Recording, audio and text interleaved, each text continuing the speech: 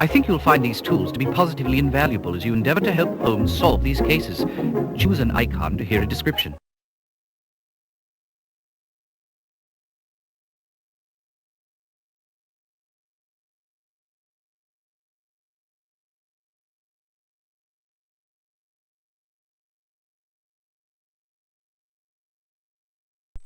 I dare say, Holmes, I believe someone has left a note upon our door. Dear Mr. Holmes, please check today's Times. I think you will find something of interest. Signed, a friend.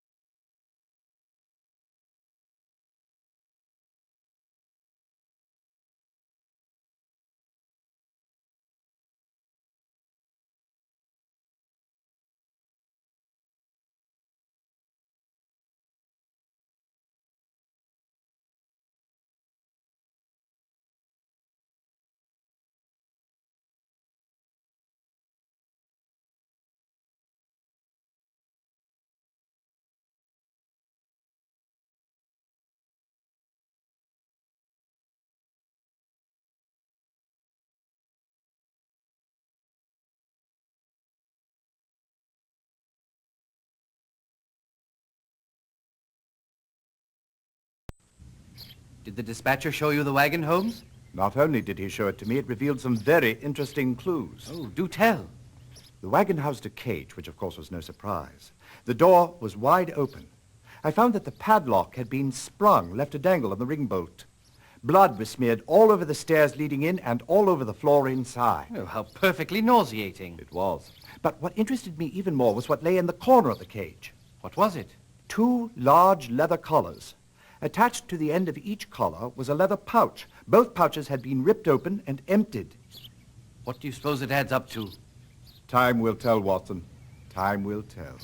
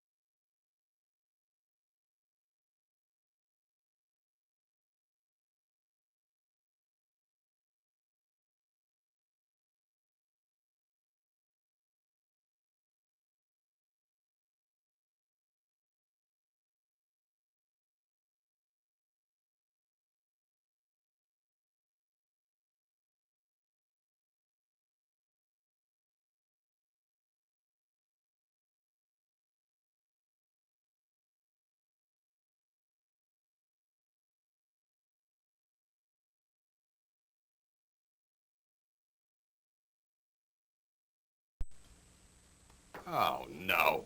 What do you want? I thought I was going to have a nice quiet day. Somebody has asked us to check today's Times, and I was wondering if you'd be so kind as to tell me what you know about the mysterious deaths in the southeast. There's nothing mysterious about it. The culprits are in custody at Old Bailey. The victim's body is at Bart's. And what about the murdered lions? What of them? What did you find at the scene of the crime? Holmes wants me to record it precisely. What did I find? 2 lions shot a number of times, lying on top of one another. Wagon tracks leading away from the bodies. Footprints in the damp grass. How many footprints, Inspector? Oh, who knows? I believe there were 2 sets of boot prints, if you want to get specific. They entered and exited from the wagons. Now, will that do it for your Mr. Holmes, Dr. Watson? Nearly. And what became of the wagon? Surely Holmes will want to know that. Abandoned in Archbishop's Park. I had a man drive it over to our central carriage stables, largely so that someone could look after the horses. Any motives for the murder? Unfortunately, I haven't a clue.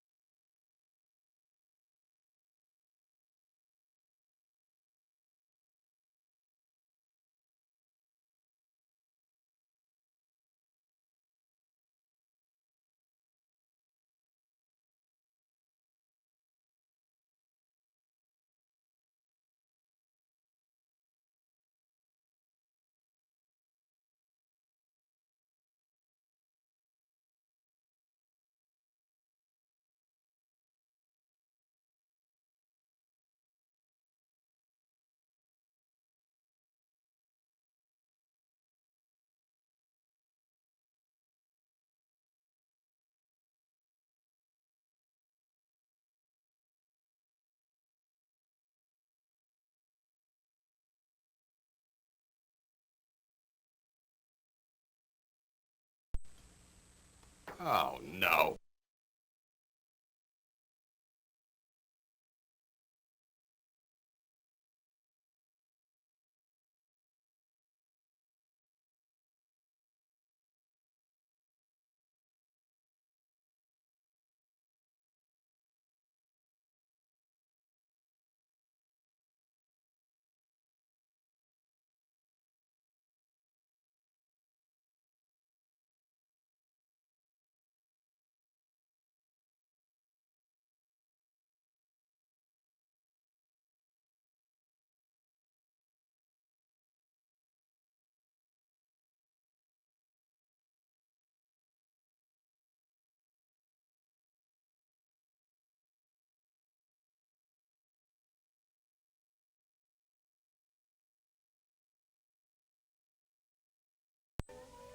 I was wondering if you could tell me anything about the death of your son's lions.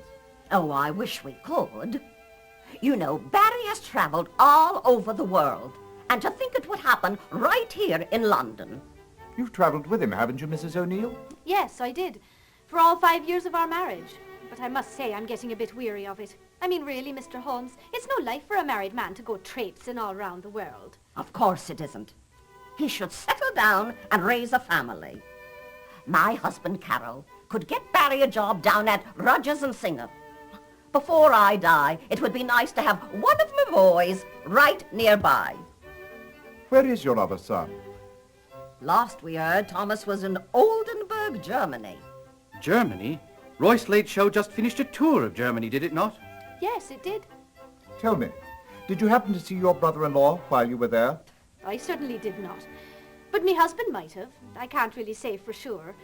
You see, we don't talk about Thomas much. I don't mean to pry, but may I ask why? Oh, it's nothing really. You see, years ago, Thomas loaned Barry some money when he was trying to put together his animal show.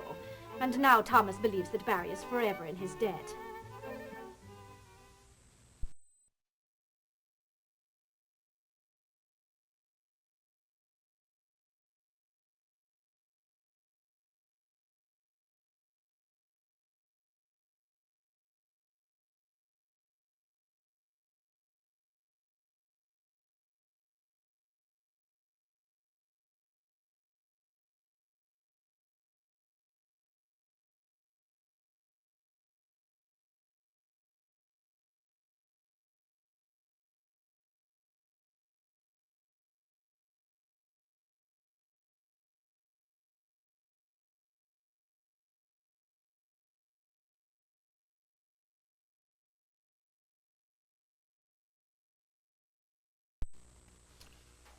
Don't know a thing about them jungle-type lions, but I might be able to help you out with Stephen Lyons. How so, Shinwell? Did you know him?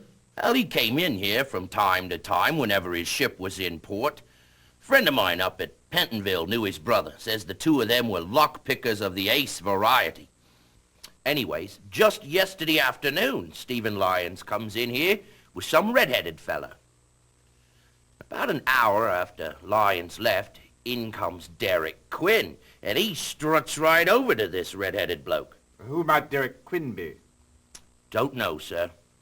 But I've never liked the looks of him, I haven't. What about Thomas O'Neill? Do you know anything about him? Don't believe I've ever met him. But from what I hear about the bloke, I'm surprised I didn't run into him in the slammer. What have you heard? It's only rumor, mind you. But he's suspected of every jewel theft from here to Timbuktu. And they says he'd two-time you in the wink of an eye if it'd line his pockets.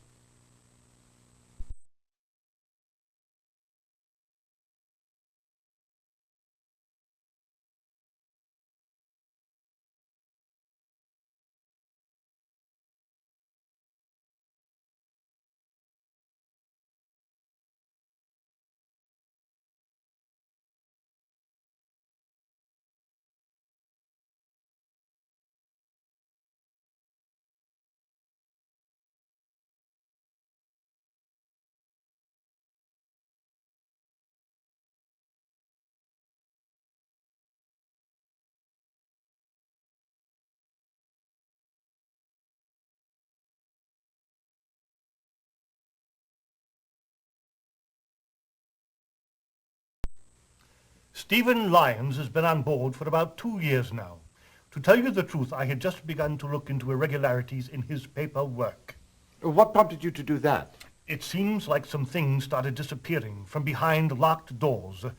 Never found any of it. But when I asked him about it, he was rather evasive. My, that sounds incriminating. But more than that, I had reason to believe that he carried unassigned cargo for his own profit. What sort of cargo, Mr. Eason? Everything, from horse collars to gems to French perfumes. When did you discover this? Following our recent passage on the Rhine.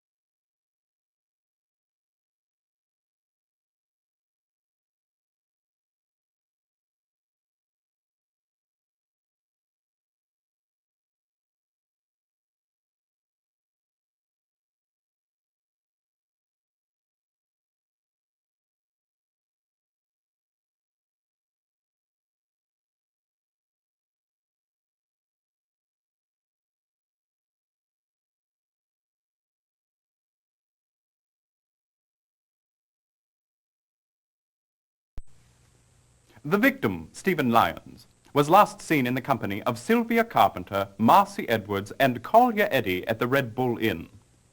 It was a simple matter for the police to identify and apprehend them. Would you like to talk to them? Yes, thank you.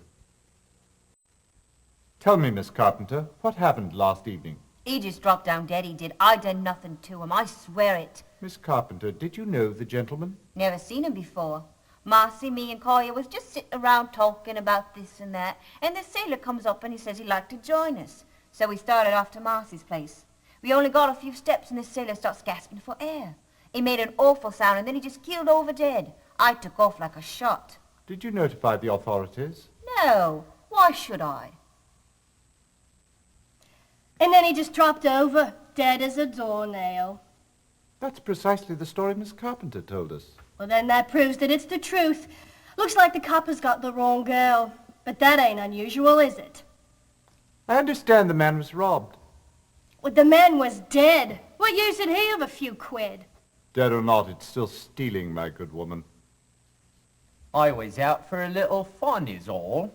Never seen the bloke before, and I had no cause to harm him. The police seem to think that his money and gold earring might have been cause enough. I took the opportunity as it came is all, but I didn't murder him for it.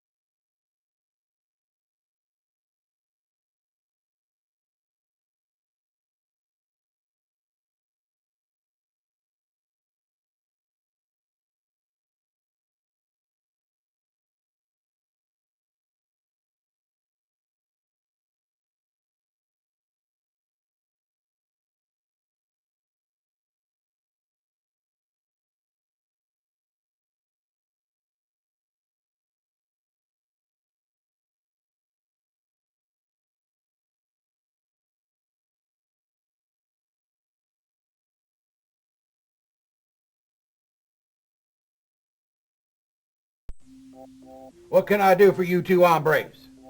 We're investigating last night's murder of the two lions in Hyde Park. Oh, now that was something. I'm telling you, I've been from the Pecos to the Pampas, from the Sierra to the Sahara, and I never would have thought I'd have two of my lions killed in the capital city of the civilized world. Oh, my. Then the lions were yours, Mr. Slade? Well, in a manner of speaking, they were with the show. Barry O'Neill actually owned them, poor compadre. He's laid up in St. Thomas Hospital with a busted leg. He was helping unload the ship yesterday when a crate fell smack on him. He'll be laid up for some time. Poor fella. Poor me, his cats kind of made my show. Do you know how he acquired the cats? Oh, he caught him himself in Africa with his bare hands. Probably the only hands that ever handled those cats.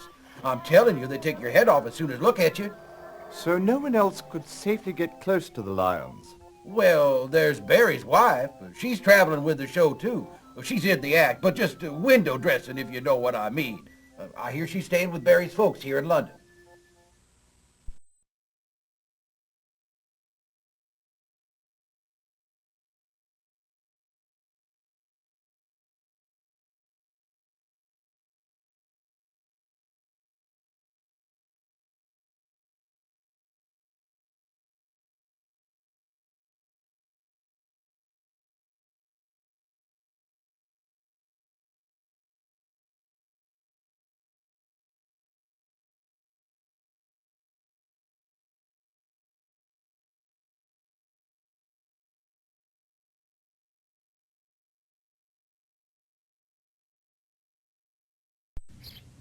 Lyon's landlady says he's dead. We already know that, Watson. Did you find out anything else?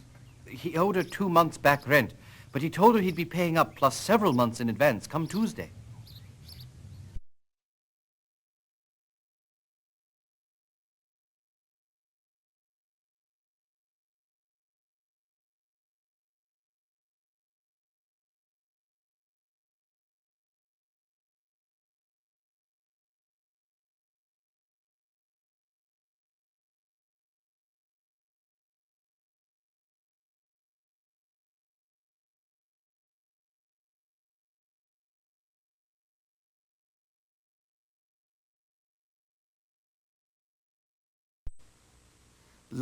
Lions? The beasts or the dead chap? The dead chap they found down on St. George's Road. Now, that's a lion I've seen. What do you suppose was the cause of death? For once, I believe the papers had it right. It was a drug, some sort of poison. What sort of drug? I don't know. It affected the respiratory system. His lips and fingertips were quite blue, but his eyes had a distinct yellow tint. I'm afraid I've never seen anything like it before. Something rather exotic, I should imagine.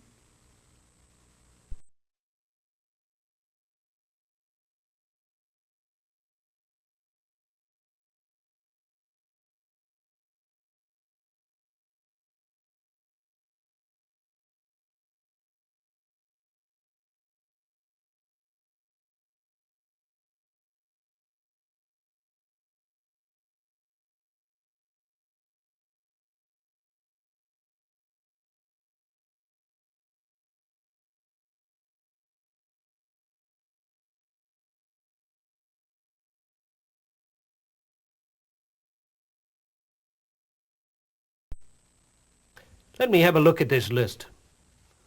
Of all of these people, Thomas O'Neill is the only name that rings a bell. He was a suspect in several jewel robberies, but he was never convicted. I see.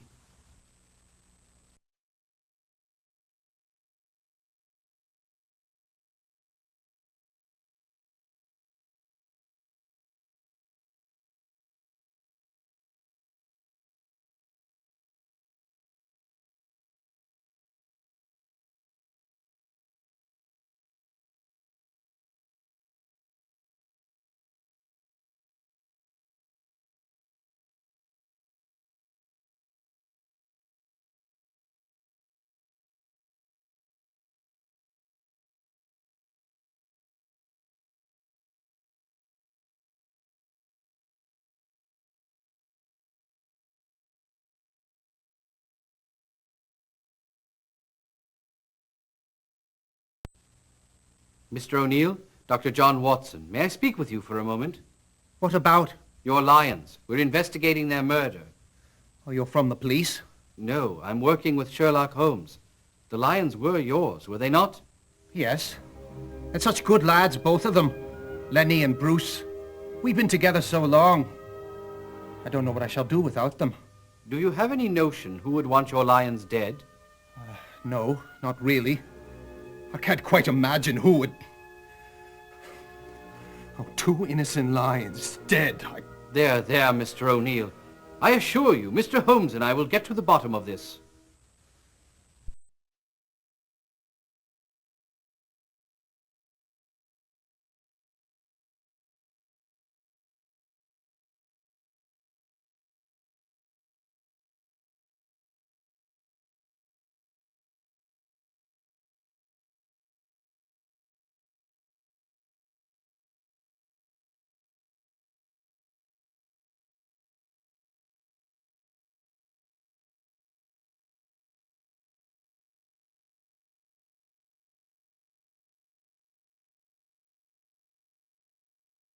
Hear ye, hear ye. The Queen's Court stands in order.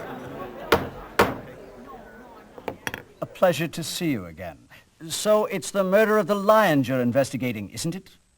Excellent. But first things first. Tell me, who murdered those unfortunate beasts? Remember, you're to choose either from your notebook or the directory.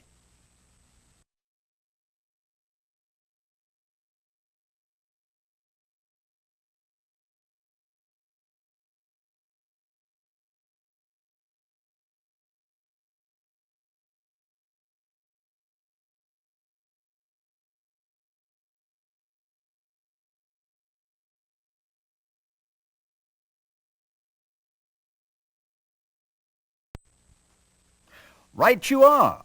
Now tell the court, why did Thomas O'Neill kill the lions?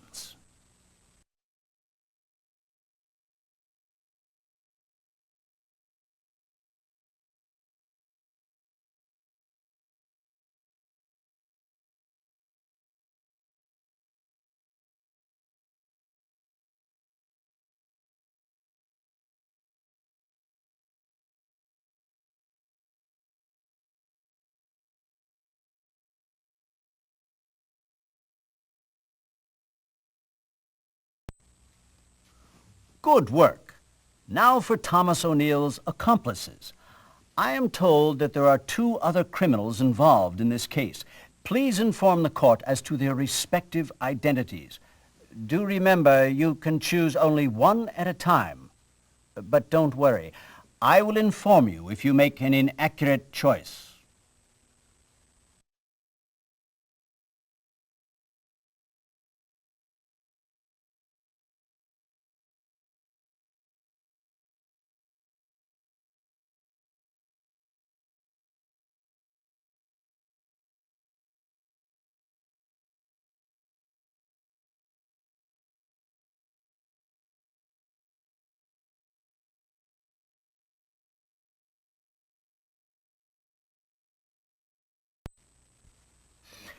It appears you've been doing your homework on this case.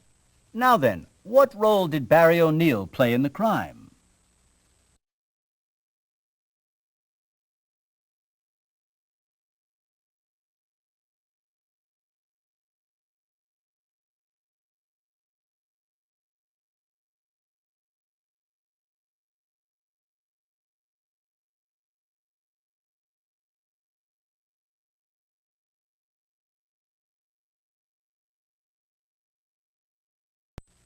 Quite so.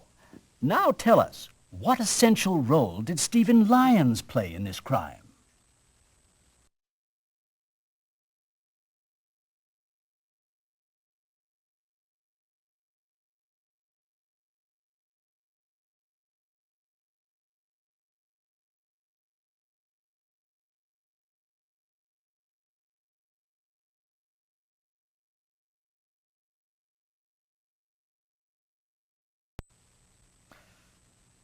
Excellent deduction. Now tell us, who murdered Stephen Lyons?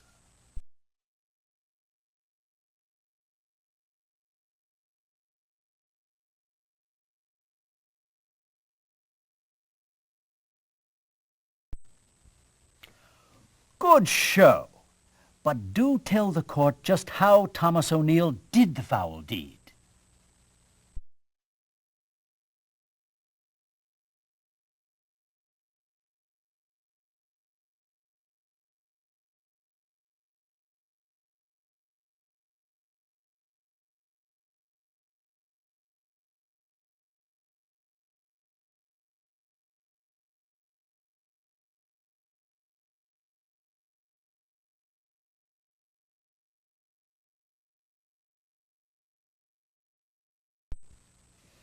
What a ruthless chap, that O'Neill. Seems to have all kinds of blood on his hands. Now tell me, why did he kill Stephen Lyons?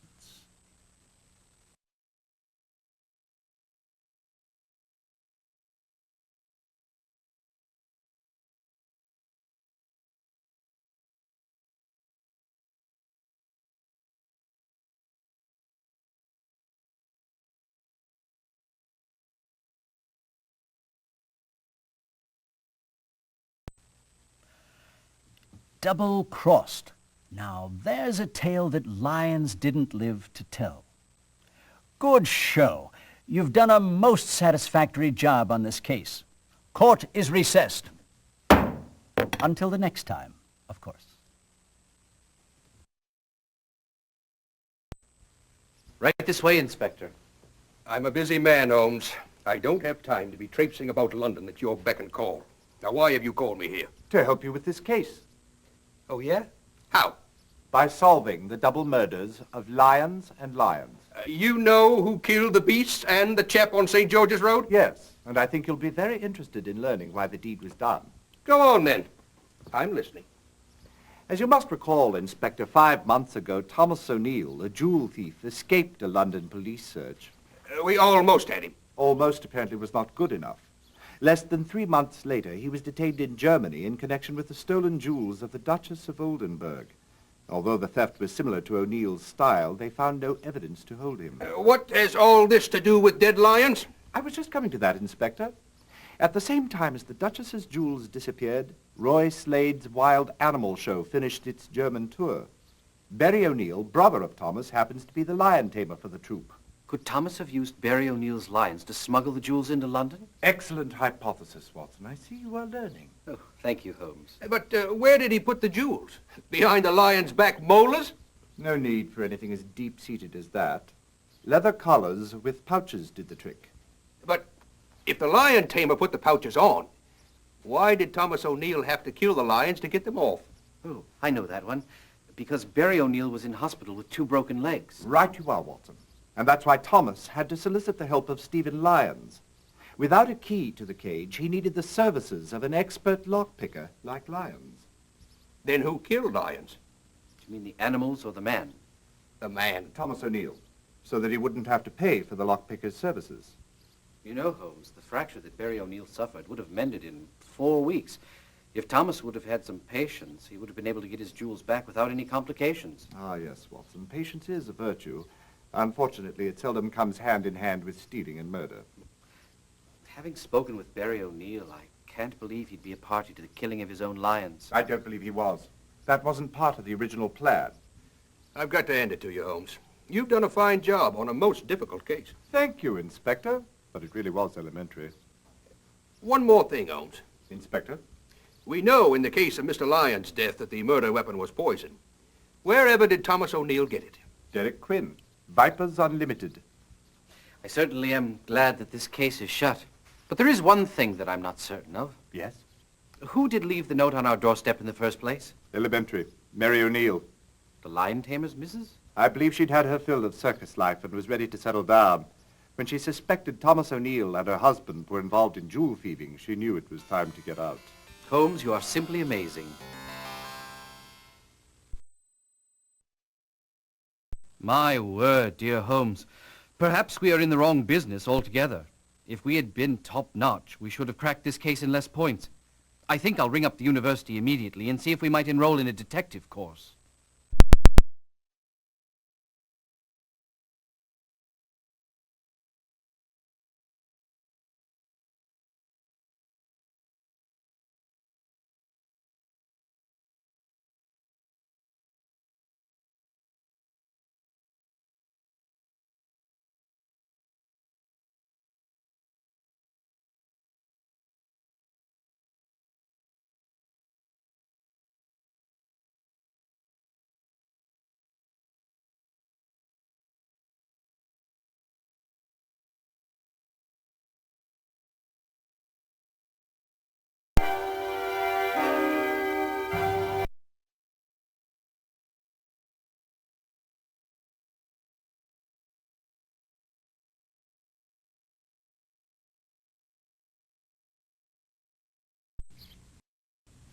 This has been a very upsetting day for me. Undoubtedly, Sir Simpson, you are referring to last night's theft of the 2 De Kuyper paintings from the National Gallery. You've heard? All of London has heard. Tell us, what do you know of this unfortunate affair? Well, about 6 months ago, July 1st to be exact, an auction was held at Armitage's gallery for the 2 new recently discovered De Kuypers. I'd never heard of the artist before reading the newspaper this morning. Who was he?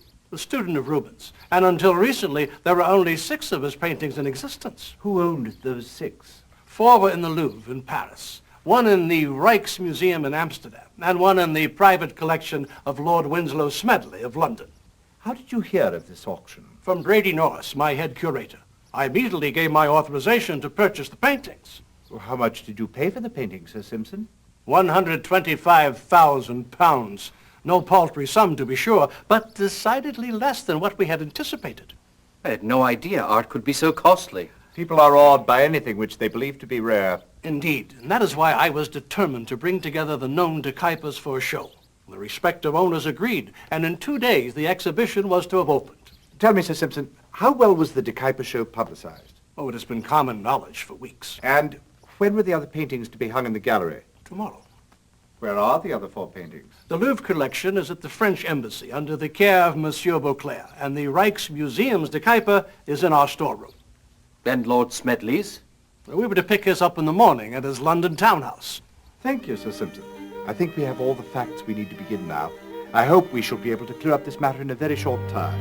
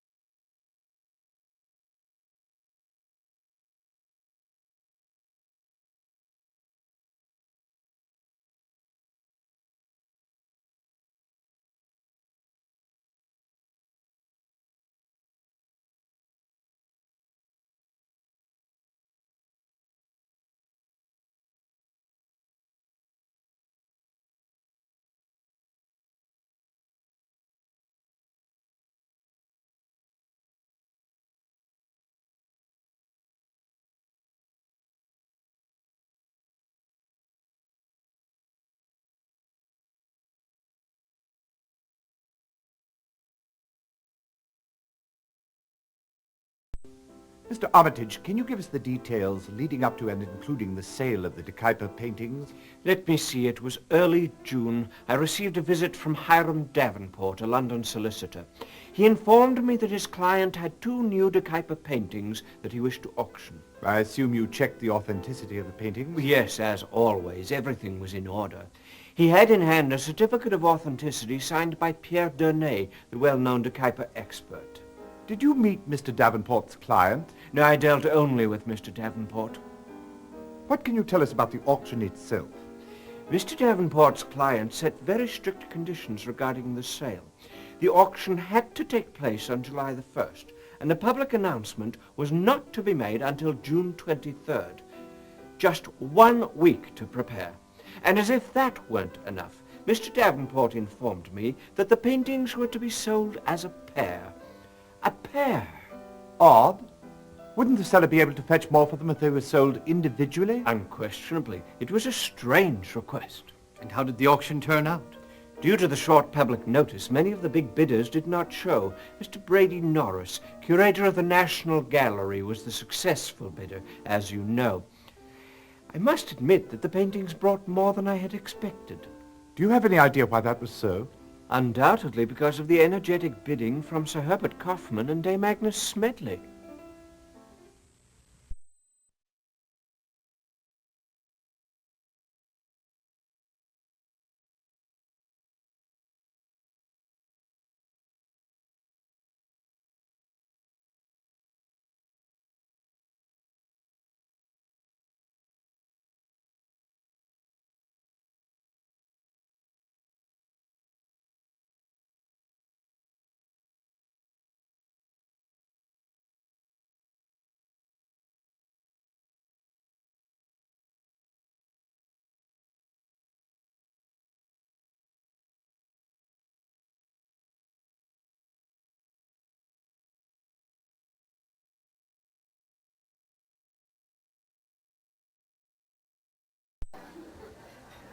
Sir Herbert, were you not one of the bidders at the Armitage auction? I was bidding for someone else. For whom? Can't tell you that. If they wanted to be known, they wouldn't have hired me, now would they? What was your relationship with Brady Norris? We went to Oxford together. What of it? Was he a student of art there? Yes, and a rather good one, too. Brady and I once discussed opening our own gallery. For me, it would have been a mere business venture, but for Brady, well, he always wanted to control an enviable collection. Well, then he has realized his dream. As curator, he certainly must do that now. Not really. Everything Brady does must be authorized by Sir Simpson.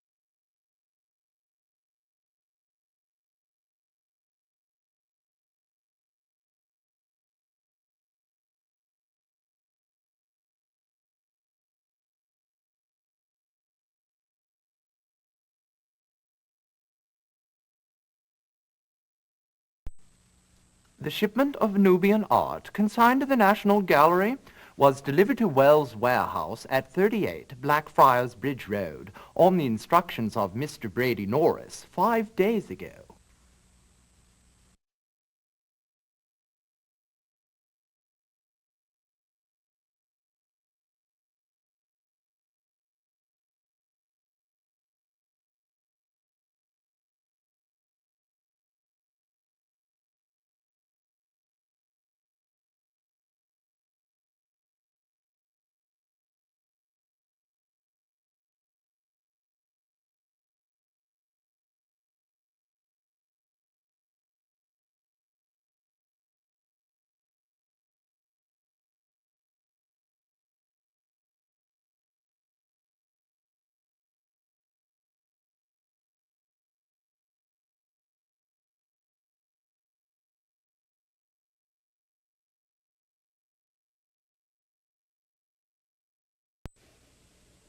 You are mistaken. Science does not lie. Excuse me, gentlemen.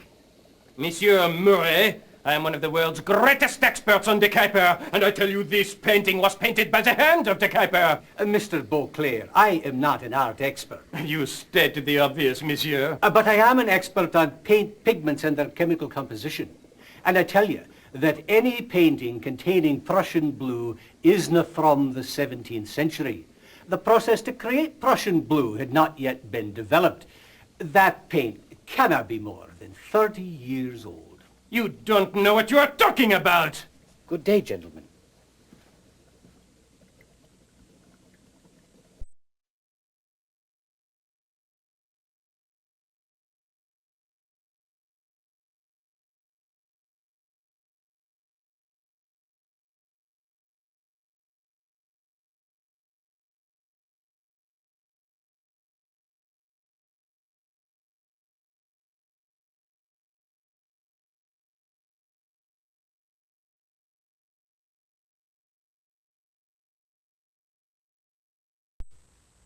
Sir Jasper, could I trouble you for a few moments of your time? Always a pleasure to help, Watson. But I must admit I'm not much of an art buff. Actually, I wanted to ask you about Matthew Cole, the chap that died in the fire. Yes, well, he may have died in the fire. But according to my autopsy findings, he definitely did not die because of the fire. What? Not a trace of smoke in the chap's lungs. No, I'd say the nasty bump on his head was what caused his demise.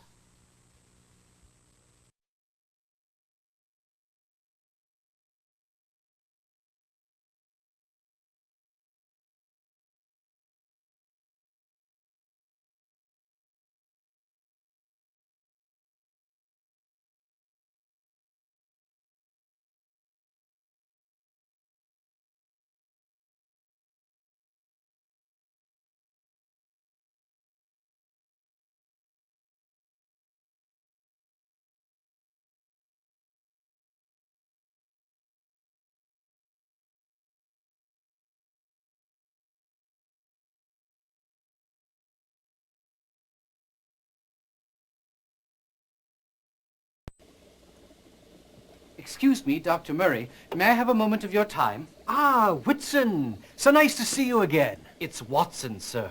Glad to hear it. Now, what can I do for you, Whitson? Holmes and I are interested in the debris from the fire of Matthew Cole's hotel room. Aye, such a tragedy. Everything was soaked with kerosene. No doubt this one was arson. Not much left to analyze. I found a key in his pocket. No number on it, though. Ah, but there was one other thing. A piece of canvas oil painting. An oil painting? Aye, it was smeared with Prussian blue paint. Oh, may I have a look at it? No, sorry. I sent it over to London University for my brother Mortimer to examine. He's a professor of chemistry, you know. An expert on paint pigments.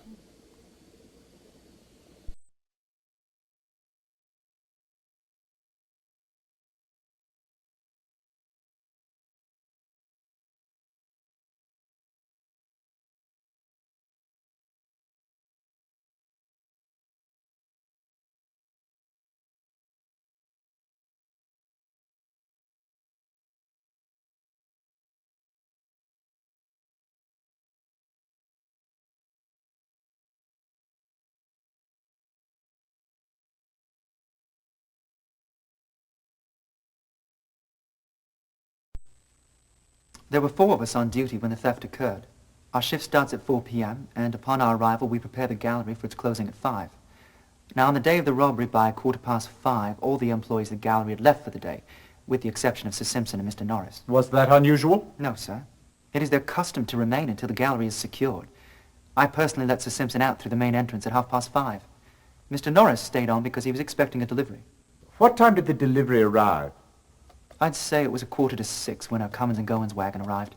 Charlie and I helped Mr. Norris and the delivery men unload 1 large crate and 2 smaller ones. Do you know where these deliveries were from? Well, I'm not sure about the larger one, but the 2 smaller ones were from Jardines. What happened after the crates were unloaded? The deliveryman left. Charlie locked and barred the loading dock door. Mr. Norris went into the storeroom to check his shipment, and I returned to the guardroom. Did you see him open any of the crates? No, sir, I didn't. What happened next? At 6:30, Mr. Norris informed me that he'd locked the storeroom and would be leaving for the evening. And you let him out? Yes, sir, through the main entrance. Then I made my rounds through the office wing, checking all the doors to make sure they were secured. And how did you spend the rest of the evening? Looking after my rounds. I took the 11 clocker through the east wing. At about 11:10, all the paintings were in their proper place in Gallery 12. Then Charlie made his rounds, following the same path that I'd just made, except when he arrived at Gallery 12, the 2 de Kuyper paintings had been cut from their frames. What time was that? I answered his alarm at 11:35 and sent him to check the loading entry in the office wing. Have you any idea how the thief got into the museum? No, sir. The only keys to the outside doors are kept in the guardroom or in the custody of the patrolling guards. Sir Simpson and Mr. Norris are the only staff members who have keys, and even they only have keys to the inside doors. Well, that's all I know. I hope I've been of some help, sir.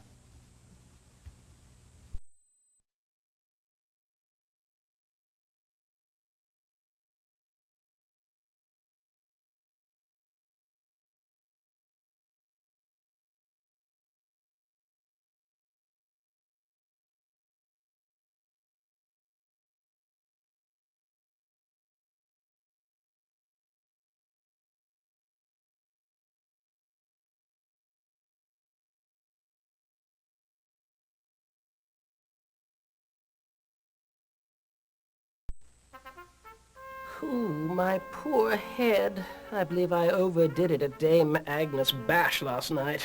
Did you hear anything there that might be of interest to us?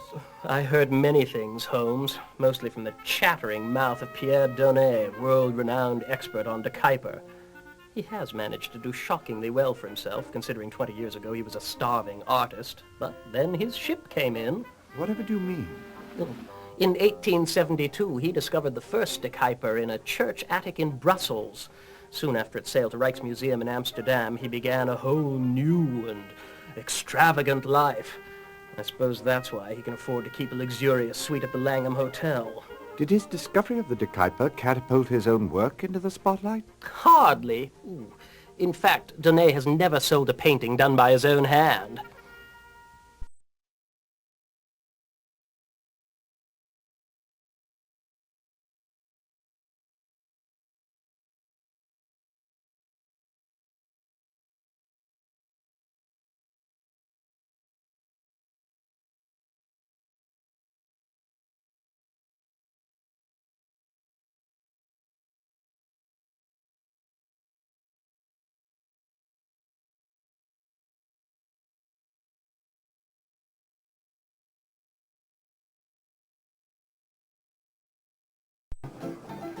Do you know a fellow by the name of Matthew Cole?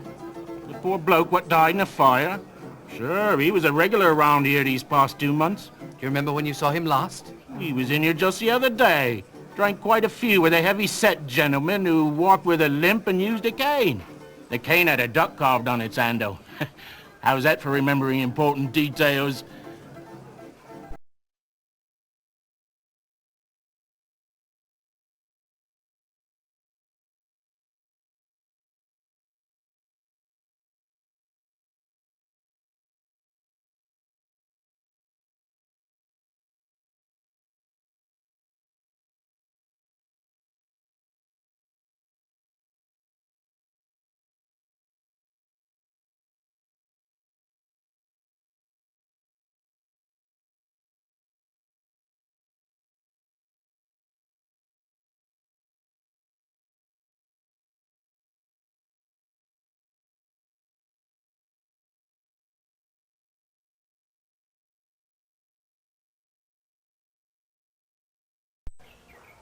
What brings you to these parts, Dr. Watson? Information about 2 cabs that picked up fares last night at 47 Upper Gloucester Place.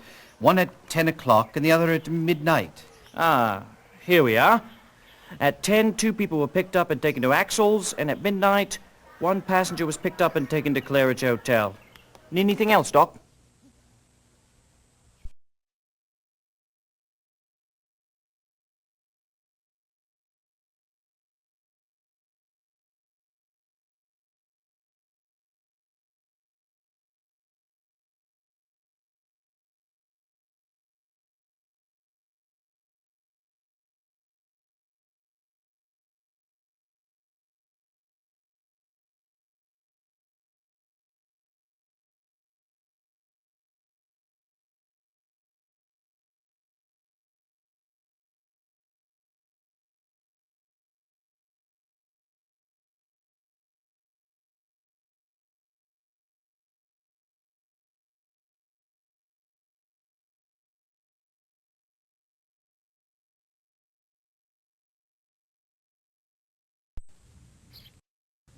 Tell me, Watson, what did you learn?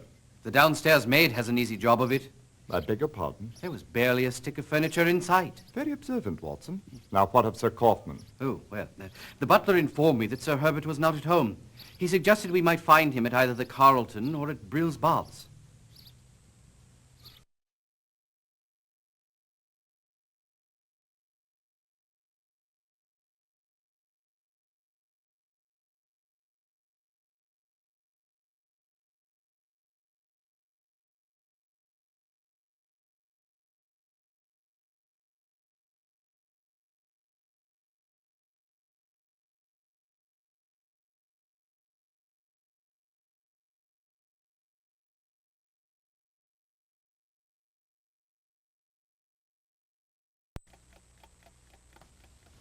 I am, of course, revealing this information to you under the strictest confidence. Of course. Sir Simpson Whitcomb. He's one of the wealthiest men in England.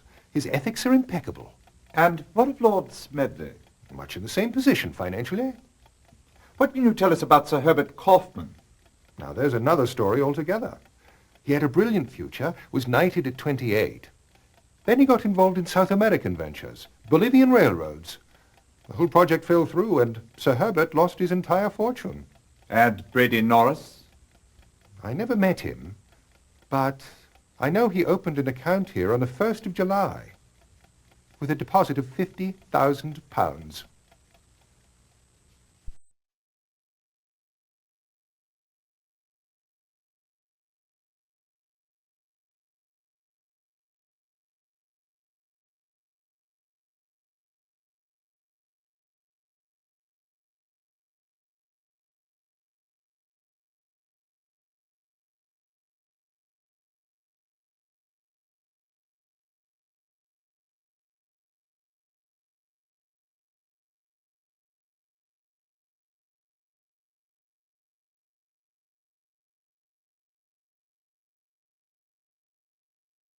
Well, I suppose it would not be a breach of etiquette to tell you that I arranged the auction of the paintings with Armitage according to the instructions of a Brussels lawyer, Mr. Alan Knorr.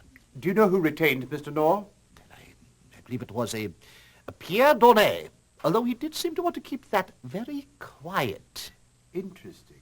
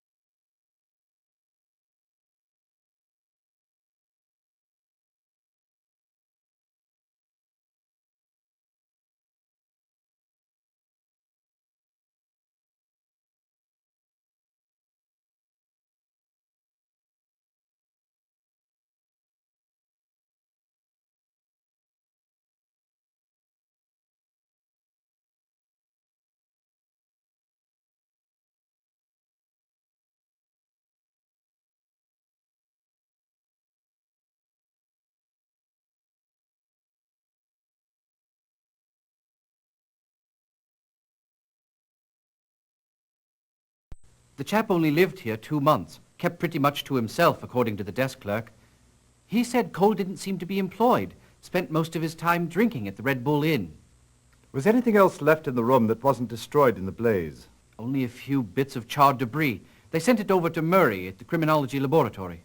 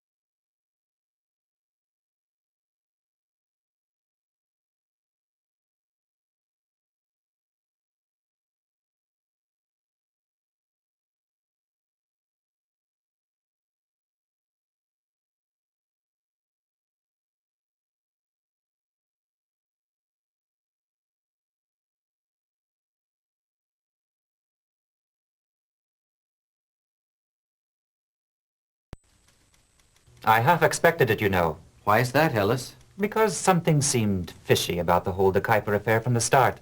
My European contacts told me lots of art collectors over there were terribly upset when they heard the two paintings were being auctioned on such short notice. They felt sure there had to be a reason. And why might that be? Well, it's all supposition, mind you, but maybe there was a behind-the-scenes agreement to exclude certain people from bidding.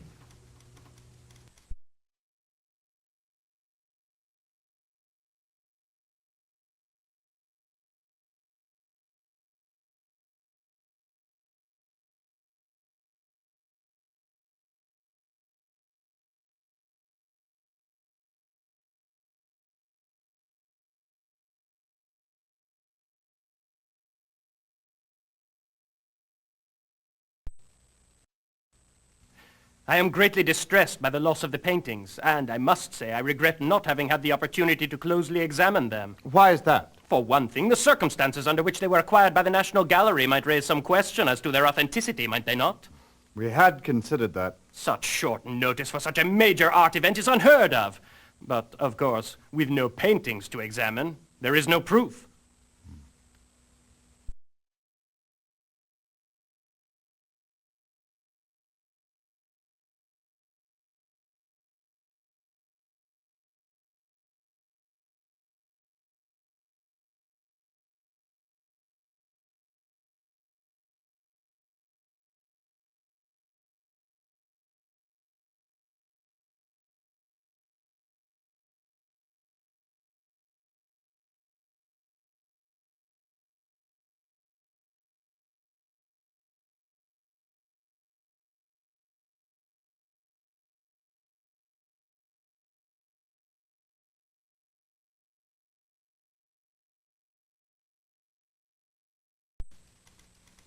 This one's a real puzzler, if you ask me. We've noticed. There was no evidence of forced entry. But if you could figure out that part of the puzzle, you've solved 90% of the case. The who and why will come easily after that.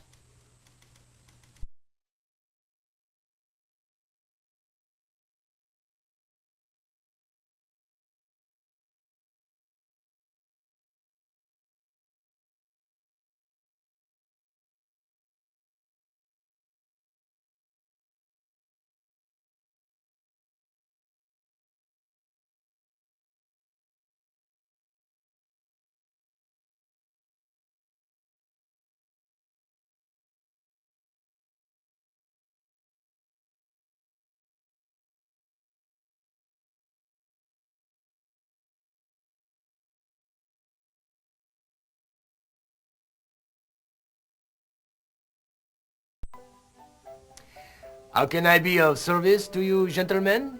What can you tell us about the theft of the De Kuypers? Nothing, I'm afraid. I only arrived from Brussels yesterday afternoon. Could you tell us who the seller was? I wish I could. I don't know. But you signed the certificate of authenticity, did you not? Yes, in the presence of Mr. Alain Noir, a Brussels lawyer. He was representing an anonymous client who owns the two De Kuypers. When did you see the paintings? The next day in his hotel room. There's no doubt in your mind they were actual De Kuypers? For 5 hours I went over the paintings and could find no fault. The use of color, the brushstrokes, the type of canvas, the matching signatures. There was nothing out of order. It was the Kuiper.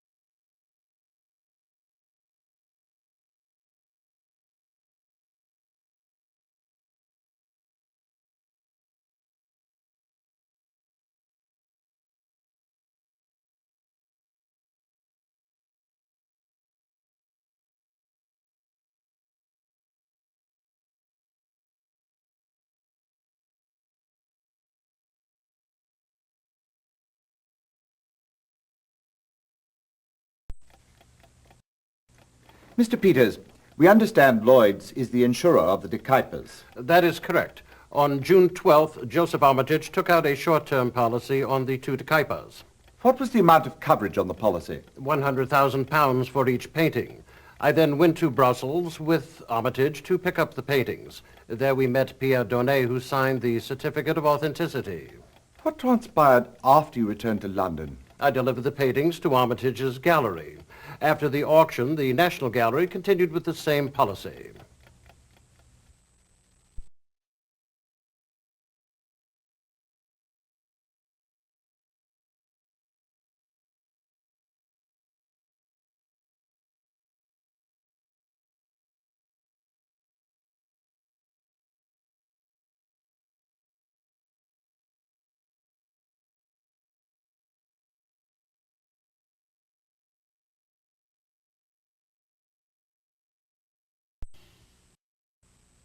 A student of Rubens and a painter in Rubens' studio until his death in 1612.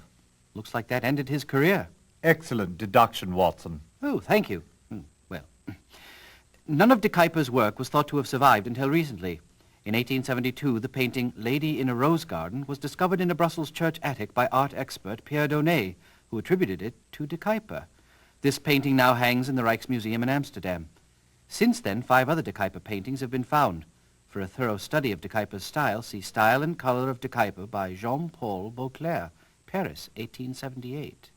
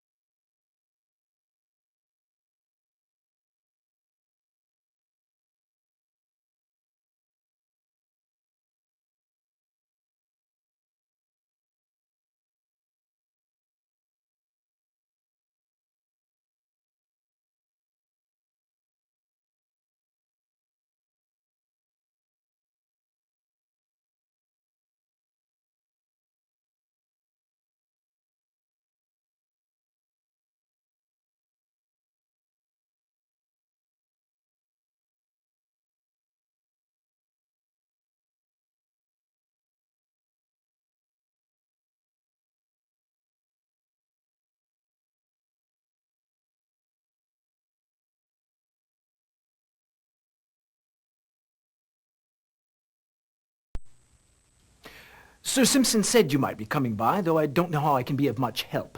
I was at Dame Agnes's dinner party when the robbery took place. Right now we are just trying to piece together what happened to Mr. Norris. Do you have any idea who might be responsible for the theft of the paintings? No idea at all. Or have you any idea how the thieves got into the museum? None in the least. Were the de Kuipers the most valuable paintings in the museum? No, of course not. We have Rembrandt's, Da Vinci's. Then why do you think the de Kuipers were the only paintings stolen? Oh, I haven't the foggiest idea, Mr. Holmes. I'm a museum curator, not a detective. I believe that is your calling.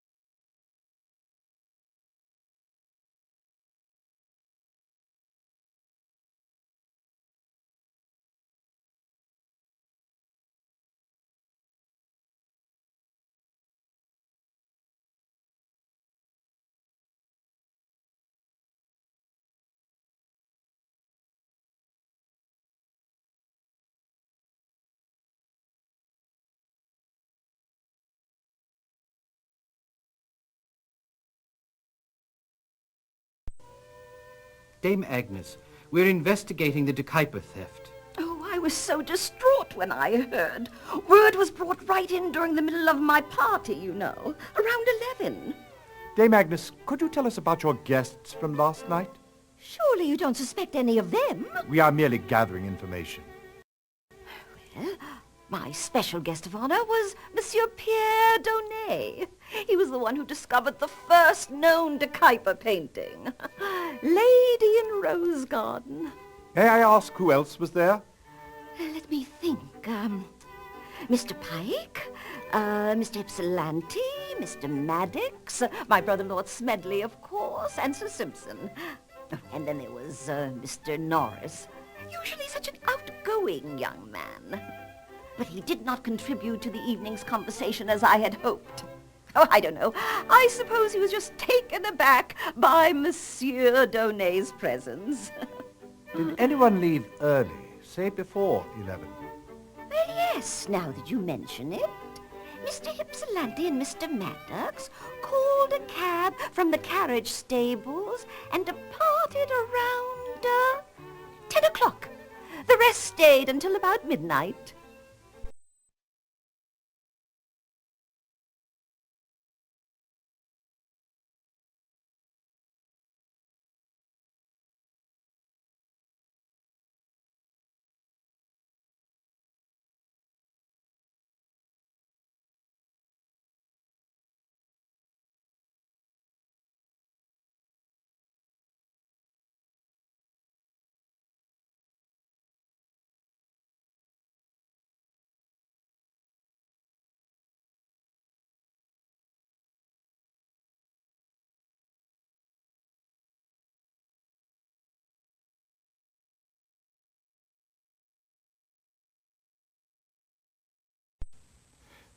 What can you tell us about your De Kuiper, Lord Smedley? Well, I've had it for several years. Considered myself quite lucky at the time when Monsieur Donnet put me in touch with a Dutchman who wanted to sell it. Do you recall that gentleman's name? I don't believe I ever knew it. May we ask where your De Kuiper is now, Lord Smedley? Oh, I've deposited it in the vault at Cox and Company until this matter is cleared up.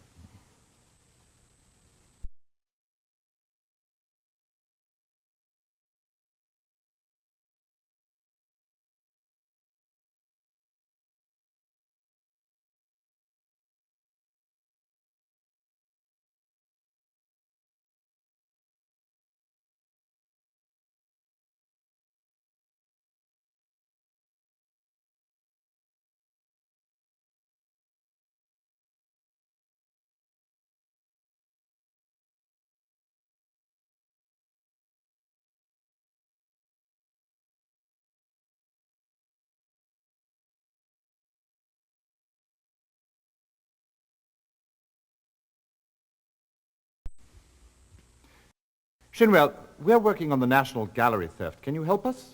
Oh, geez, mate. Picture pinching's a bit out of my league. Don't know a thing about it.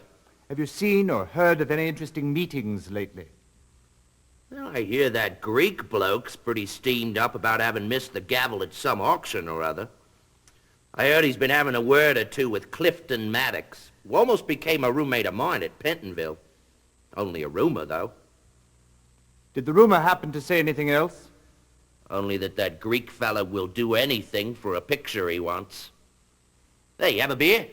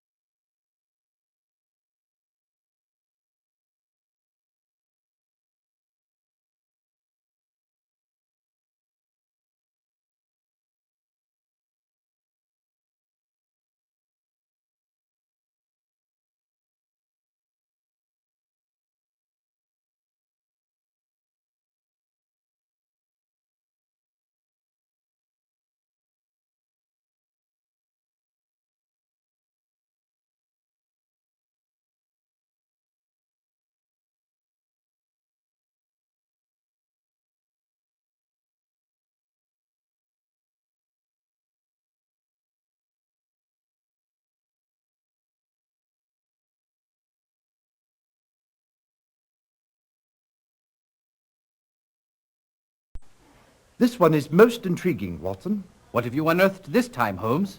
This warehouse was rented by Matthew Cole. Until yesterday, that is.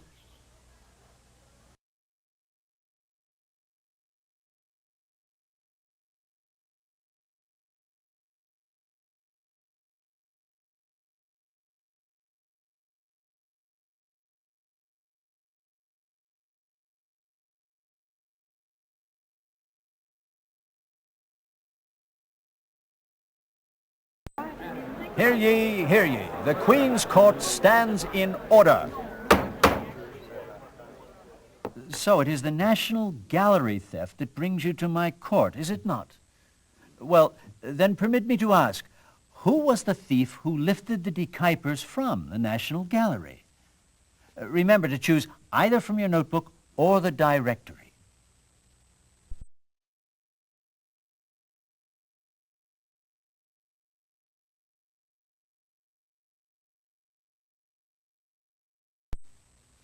Indeed, it was the petty thief who perished in the fire. Now, who put Matthew Cole up to the foul deed?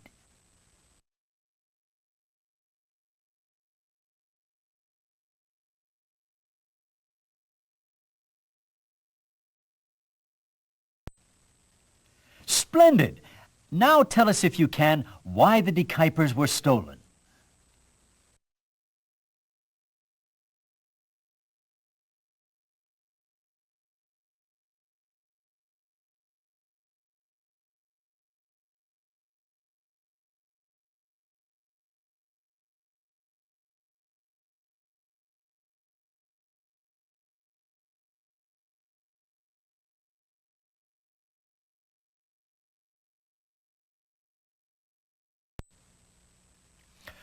First theft, then murder. Ah, what a tangled web we weave.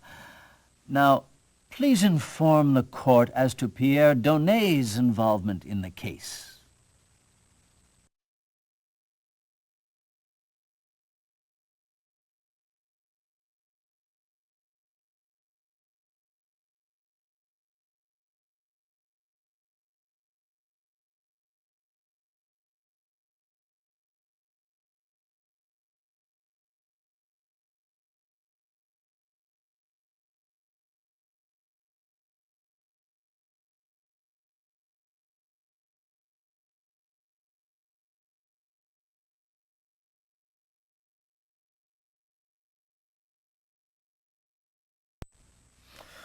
Such an unfortunate waste of talent.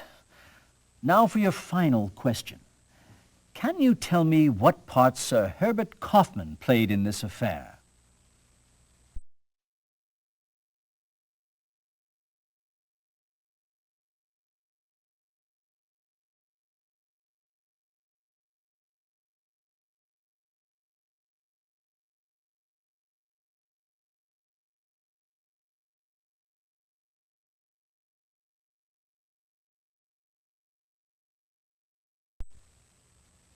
Splendid!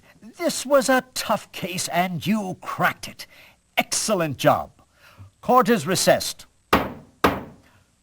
Until the next time, of course.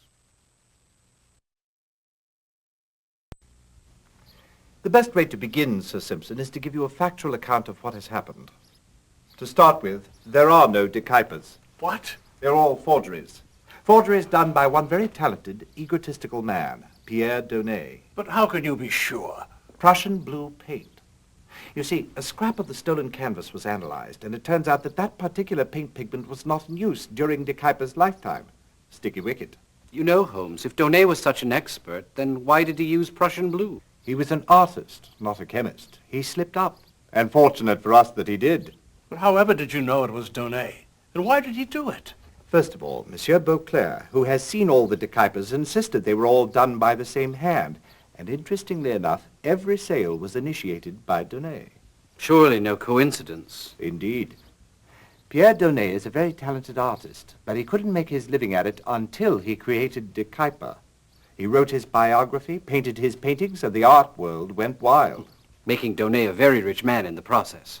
What happened next must have given Donay great personal satisfaction. Brady Norris, not knowing that all the De Kuypers were forgeries, approached Donay, the forger, and proposed that he forge 2 De Kuyper paintings. Certainly he came to the right place. One can only imagine the willpower it must have taken for Donay to keep a straight face. Ah, but how could he pass up such an offer? But why did Norris do it? He had his eye on the directorship of the National Gallery, and he was hoping that such a brilliant acquisition as the De Kuypers would put him in the forefront after your retirement. Also, he split a tidy sum with Donay right after the auction. Oh, my. So, everything went according to plan until you upset it. Me? Yes, by arranging for the De Kuyper show that would bring together all of the De Kuypers. I don't understand. You would be putting a spotlight on the 2 recently purchased by the gallery, and naturally the paintings would be compared. That was the last thing Norris wanted to have happen. Remember, he did not know that the other paintings were forgeries. And no discrepancies would be revealed because they were all painted by the same hand. Very astute of you, Watson. Elementary, Holmes. So Norris took part in the theft? He masterminded it. You see, he became so fearful of being found out that his only solution was to remove the evidence from view. He hired Matthew Cole, a minor thief, to help him. But how did Cole get into the museum? In a crate Norris had delivered to the museum. He locked the crate containing Cole in the storeroom and slipped the storeroom key under the door. He then left the rest up to Cole. Oh, Matthew Cole? Wasn't he the chap who perished in the fire? Yes, a fire set by your own Mr. Norris. Ghastly. Why did he do it? To destroy the evidence and his only witness.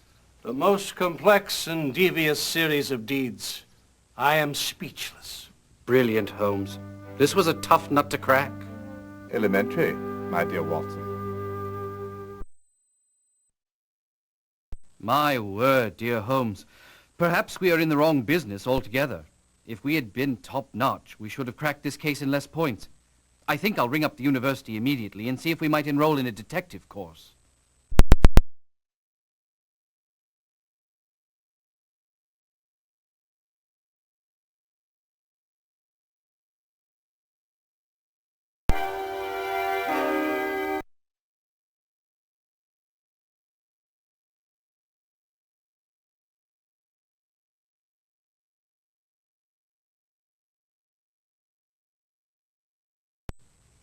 Your housekeeper let me in. I hope I'm not disturbing you.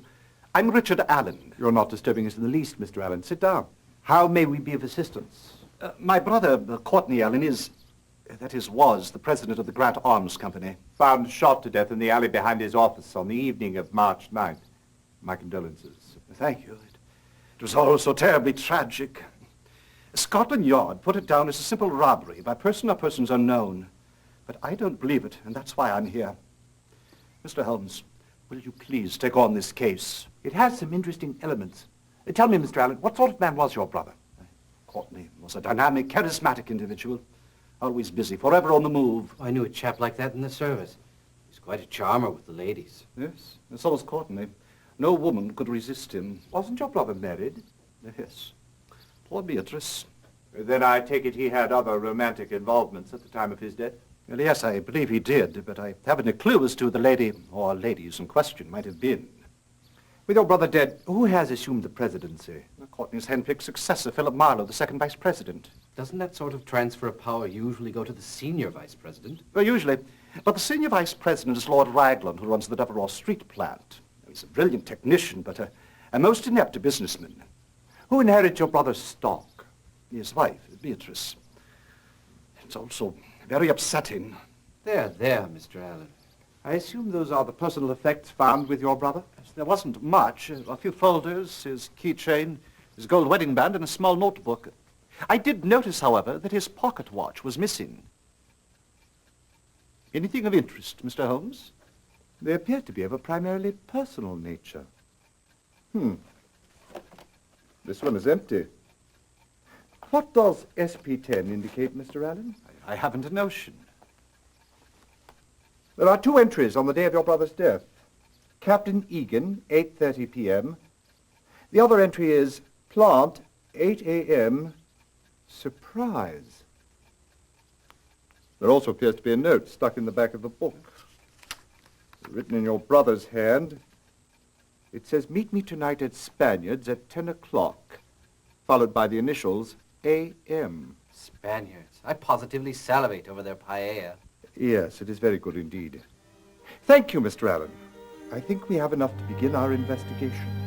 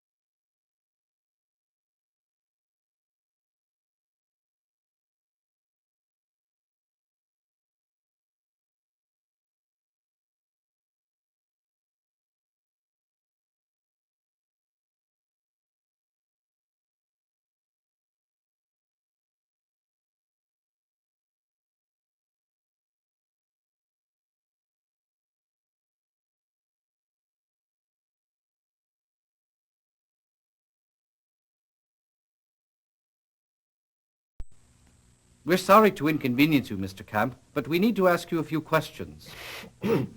Excuse me, beastly cold.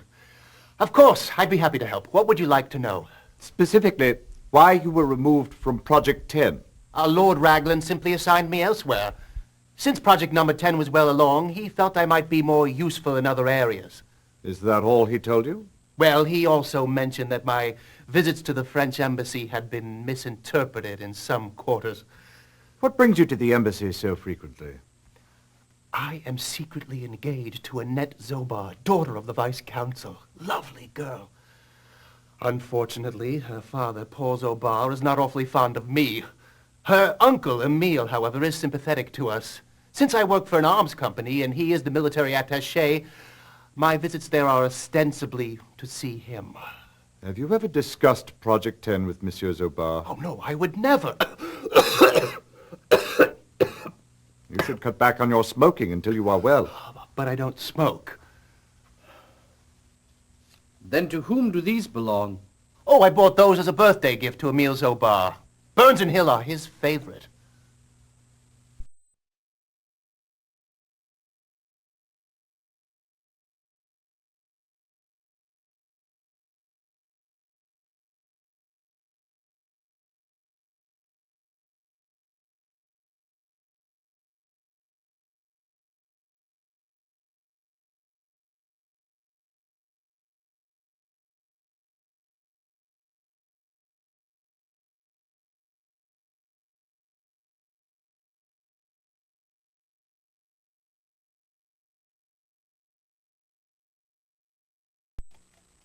Eight months ago, Allen came to this office with the designs for the revolutionary new naval gun, most secret. The design was approved by the Navy. What about the meeting you had planned with Mr. Allen for the evening of March 9th? He never appeared, but you probably already know that. Quite. Actually, I knew nothing of what we were to discuss, but I've kept the wire he sent me that morning. Meet tonight, 8:30, your office. Call out the guard, pounce at 10. Quite vague, don't you think? Does it mean anything to you, Captain Egan? I think Allen was worried about security for Project Number 10. Of course, I put some of my best men on it right away. Did you come up with anything? Richard Camp, a development engineer on Project Number 10, was discovered bringing boxes and bundles to the French embassy. Emile Zobar, French military attaché, has his office there. So you think Mr. Allen had information implicating Camp in a security breach of Project 10? I did. Still do. But Lord Raglan, head of the project, assured me that Allen's security fears were unfounded. You've spoken with Raglan since Allen's death? Yes, we met on March 11th. As a precaution, he assured me he would remove Camp from the project. Can you think of anyone else who might pose a security risk to the project? Yes. For now, I have my men investigating Zobar, Van Schulenburg, Delgera, and Meshkov. Their governments would all have great interest in our new gun. And what have you uncovered so far? Unfortunately, nothing. Yet.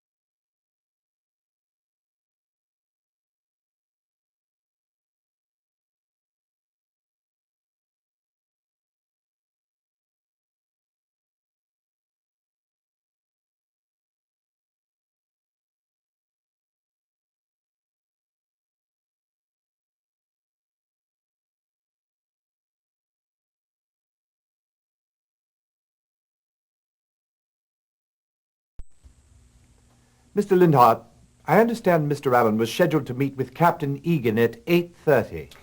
Oh, yes. Egan's the artillery officer for the Admiralty. I saw him leave for the meeting around 8. He said good night and went out to the back door to the alley where he always leaves to catch a cab. Do you know what the meeting was about? Not that particular meeting. But Mr. Allen and Captain Egan did meet often to discuss the progress of their new special project, Project 10. I did find it curious that the meeting on the 9th was scheduled for the evening. All the others occurred during the day. I imagine a person in his position must have been extremely concerned about security. Indeed he was. He called in Lord Ragland after he noticed several strange people hanging around the Deverell Street plant. All the technical data, blueprints, that sort of thing are housed there. I see. I understand you are now secretary to the new president, Mr. Marlowe. Yes. He was Mr. Allen's hand-picked successor, which perfectly illustrates the type of man Mr. Allen was. What do you mean? Only that there was no love lost between them, and yet recognizing Marlowe's outstanding business skills, he named him as his heir, so to speak.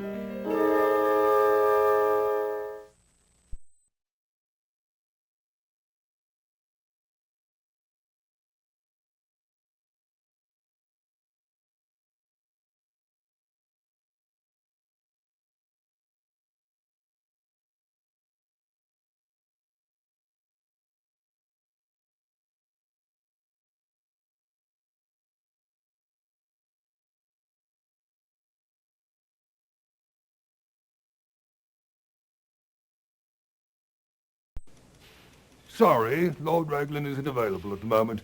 Perhaps I can help you. I'm his assistant, Walter Keogh. Mr. Keogh, can you tell me anything about Mr. Allen's visit here on the morning of March 9th? He came to see Lord Raglan, but he weren't here. Do you know the purpose of his visit? Now, I wouldn't be knowing their business, but it was most likely about Special Project Number 10, it being secret and all. And when did Lord Raglan finally arrive? He never did. So then did Mr. Allen leave? Not straight away. He said he had some details to attend to. I went back to the plant, and about a quarter of an hour later, Mr. Allen calls me and hands me a note. Says it came for Lord Raglan while I was down on the line. He wanted to make sure I got it to him. He also said I shouldn't mention his visit. I'd appreciate it if you'd take me to someone who could shed some light on Special Project 10. Well, that would be Richard Camp. But he left early today. He wasn't feeling well.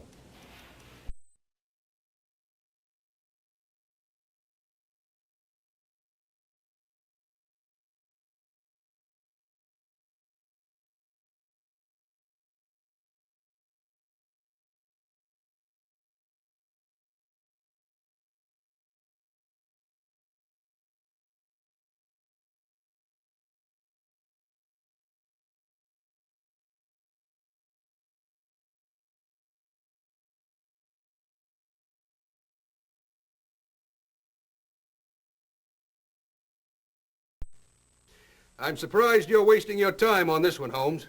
It was a simple robbery. We found Allen dead in an alley behind Grant Arms. Wallet empty, gold watch missing, briefcase open, contents askew but not stolen. It's an open and shut case. Was anything else found at the scene that could be of use to us, Inspector? I doubt it. Nothing but a couple of tin cans and an old cigarette butt. B&H. What does that mean? You don't know? Why, then I must assume you also do not know why the end is evenly pinched all round. Perhaps you should read my monograph on the subject of 100 most commonly found cigarette butts.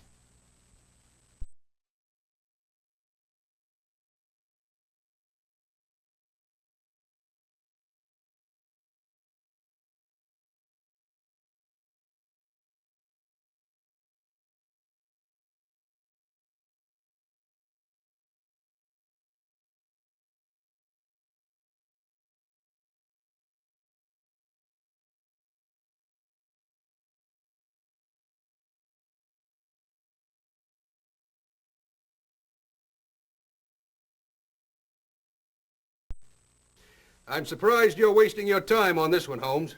It was a simple robbery.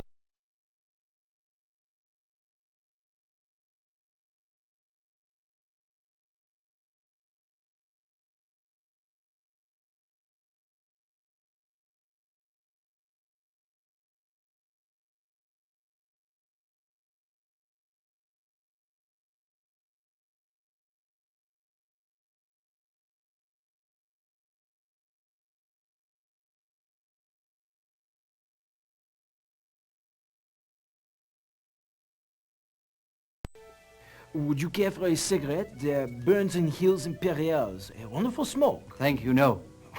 You really shouldn't be smoking in your condition. It is nothing, just a little bit of a cold. Tell me, Monsieur Zobar, where were you on the evening of March 9th? Ah, yes. That was the night of Monsieur Allen's death. I was at Simpson's, beating the pants off of Alfie, the so-called chess champion. Are you acquainted with a Mr. Richard Camp? Oh, but of course. He's employed at Grant Arms Company, and he's secretly engaged to my beautiful niece, Annette. Why must the lovebirds be so secretive? Because my brother, Annette's father, has an inexplicable dislike for the English. And you, Monsieur Zobar, do you share your brother's feelings? Oh, mon Dieu, no! I admire you English very much. Has Mr. Camp ever spoken with you about the special project on which he was working for Grant? Oh, never. Nor would I ever ask him about such a confidential matter. He has a profound sense of loyalty. That's why I admire him so much.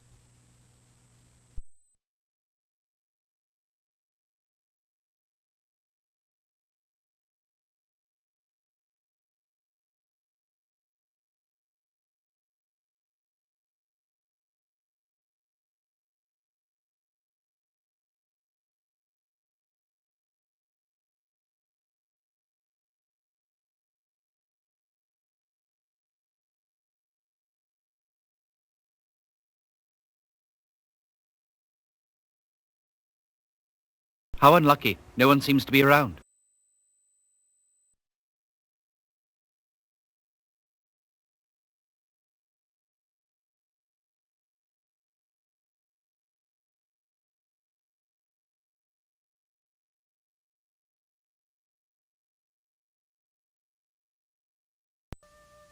Things have been so quiet around here without Courtney.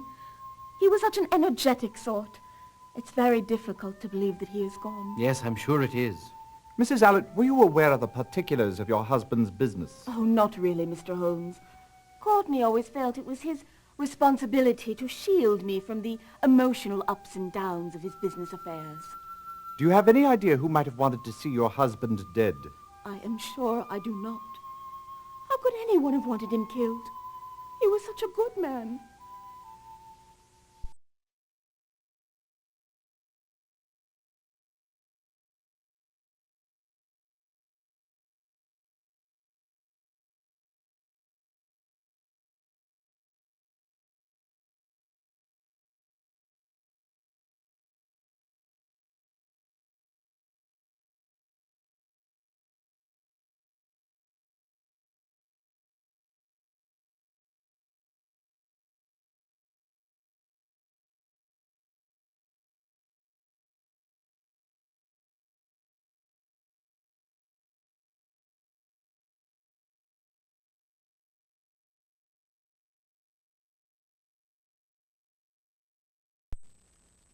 That's a Burns and Hill Imperial. You're not considering it, are you? Why do you ask? It's just that this is a very expensive blend of Turkish and Virginia tobaccos. Very strong, yet very smooth. It's not a cigarette for the casual smoker, but rather for the connoisseur, and begging your pardon, sir, you just don't strike me as a connoisseur. Oh, I see. These Imperials are made to order, are they not? Oh, yes, sir, and we are the only shop in London that carries them. It's a relatively new brand, and the client list is very small and exclusive. Might I inquire who is on that list? Whatever for? I would like to know if it is worthy of my name. If you insist. Richard Camp, Sir Clayton Partridge, Lord Henry Ragland, Count von Schulenburg, and Emile Zobar.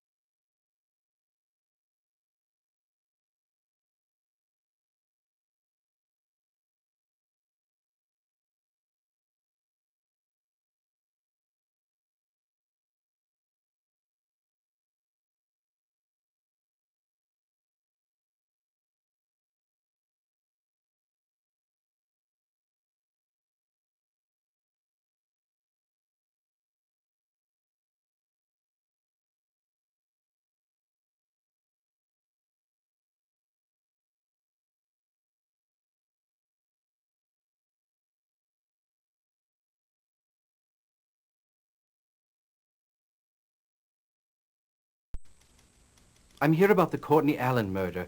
Can you give us any information, Ellis? Oh, the Grand Arms Company case. Well, as you might already know, they were working on a secret new naval gun. Said it would be superior to anything available today. If superiority on the high seas isn't motive enough for murder, I don't know what is. Do you know who killed Allen? Personally, I doubt it was an Englishman who pulled the trigger. If I were you, I'd go knocking on the doors of the military attachés. Delgera, Count von Schulenburg, Zobar, and Meshkov. Are you suggesting espionage? Perhaps you and Holmes should draw your own conclusions. I've already drawn mine.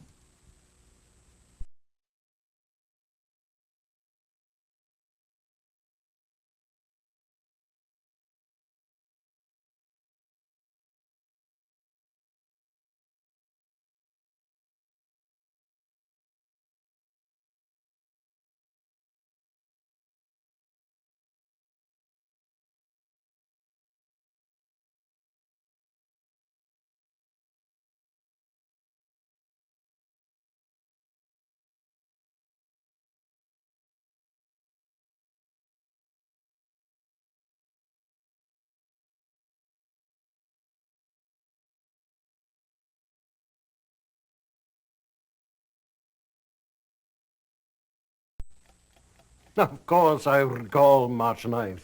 It is our wedding anniversary. That evening, we had a formal dinner party for 30 guests.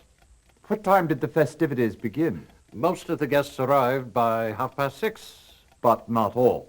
Count von Schulenburg and his wife made their grand entrance at 8:30.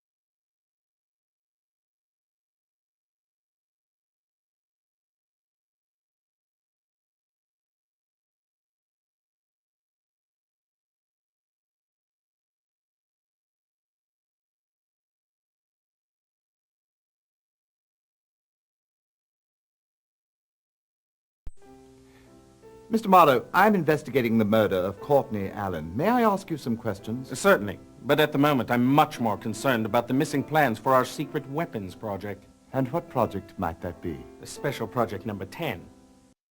Whatever do you suppose happened to them? I really have no idea, but that's a question for Scotland Yard to answer. Mr. Marlowe, do you recall where you were on the evening of the 9th? Why, yes. I was having dinner with Sir Clayton Partridge. We had played a round of golf earlier in the day. I see. At Mr. Allen's death, I understand you automatically became the new president of Grand Arms Company. Is that correct? Yes. Allen and I had an understanding on that score. Upon his retirement, I would take the office. As a matter of fact, that condition was the key reason I joined the company 3 years ago.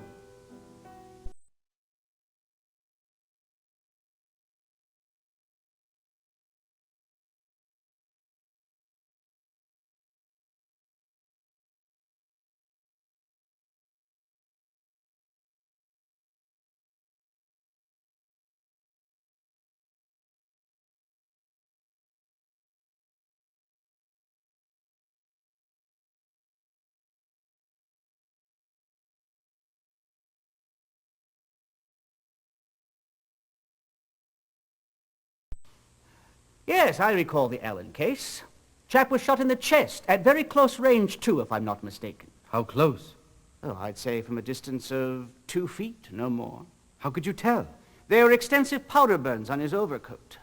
Do you have the bullet? No, but I'm sure it was of large caliber. How can you be so sure? I distinctly recall the exit wound. It was massive. Oh, how grisly.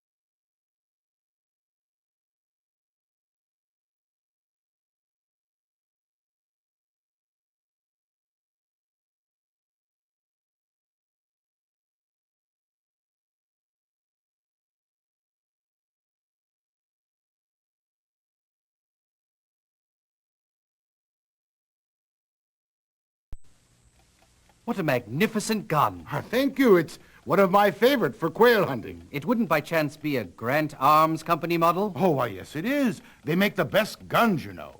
And fortunately for me, my old friend Philip Marlowe is Grant's new president. So I get a bit of a break on the price. That's a spot of good luck. Tell me, Sir Partridge, when was it you last saw Mr. Marlowe? Played golf with him the very day of Courtney Allen's murder.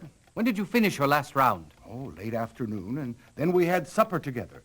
It must have been midnight when we parted company.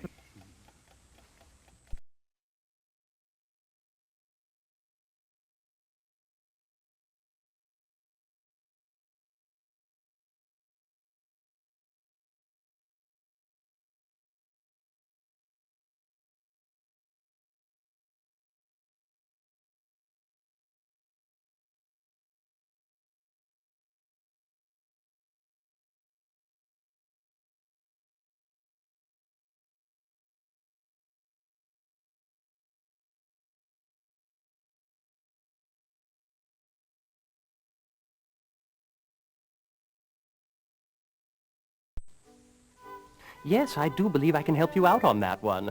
Courtney Allen was paying court to old von Schulenburg's new bride. What? The Countess von Schulenburg? Deliciously wicked, isn't it?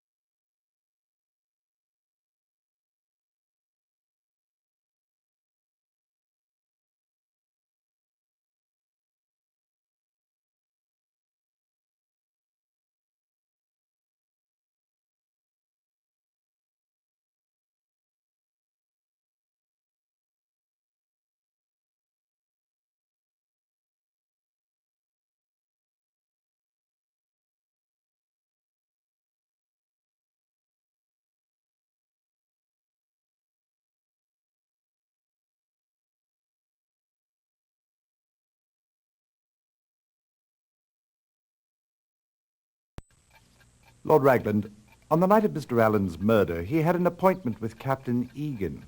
Yes, Egan's our purchasing officer for naval artillery. We've been working on a secret project for the Navy, and Courtney was concerned about one of the engineers being a security risk. Which one? It was Richard Camp. When Courtney and I discussed it, I gave no credence to the idea. Well, tell me, Lord Ragland, what sort of fellow is Richard Camp? He's splendid, really. Not a mark on his record. But as a concession to both Courtney and Egan, I removed him from the project and placed him elsewhere. Interesting aroma. What brand is it? It's Burns and Hill's Imperials. It's their newest. Would you care for one? No, thank you. Lord Ragland, after Mr. Allen's death, were you disappointed at not being named president? Not a bit. I'm quite happy in my work in the technical areas. Administrative matters hold no interest to me. Besides, one of Marlowe's conditions when he first came on was that he be Courtney's successor when Courtney retired. This is all such a tragedy, don't you agree? But if you'll excuse me, I have a few business matters to attend to. You know how it is. Quite.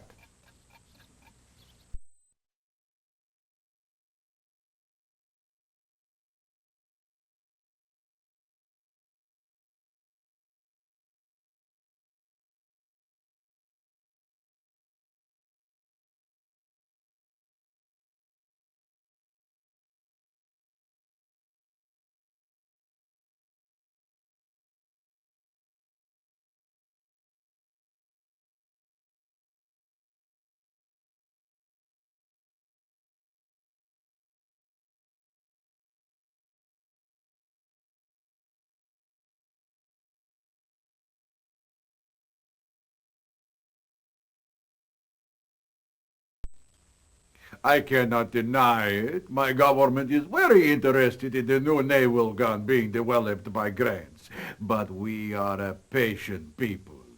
We will wait until the British government deigns to allow Grant Arms to sell us the new gun. Sir, would you mind telling us where you were on the evening of March 9th? Was that not the night of Mr. Allen's death? It was. Well, let me see. Ah, yes. I was attending a performance at the Covent Gardens Theatre. And now, gentlemen, if you will excuse me, I have some business to attend to.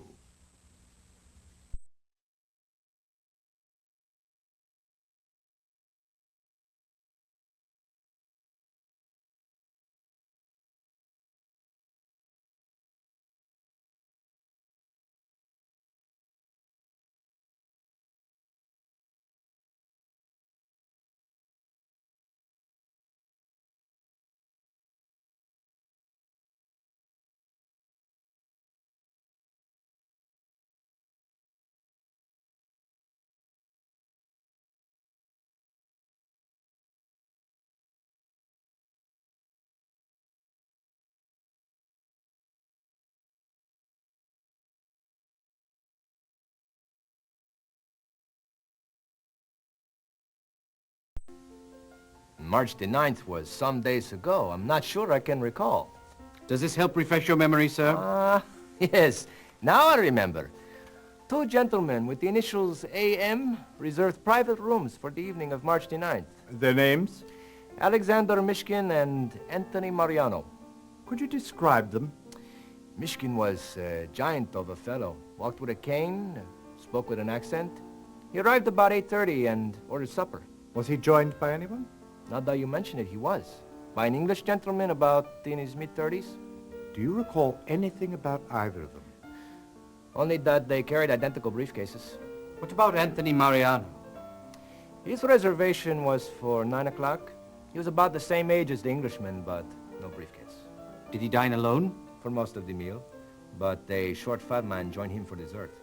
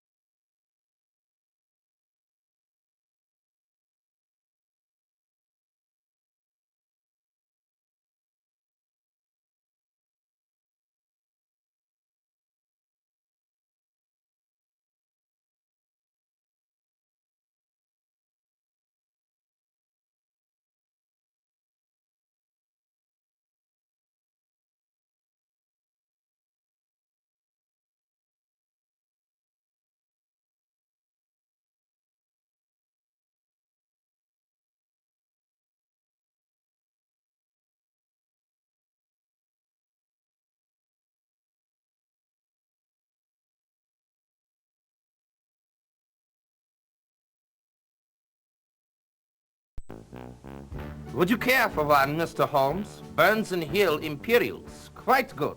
No, thank you. I am loyal to my pipe.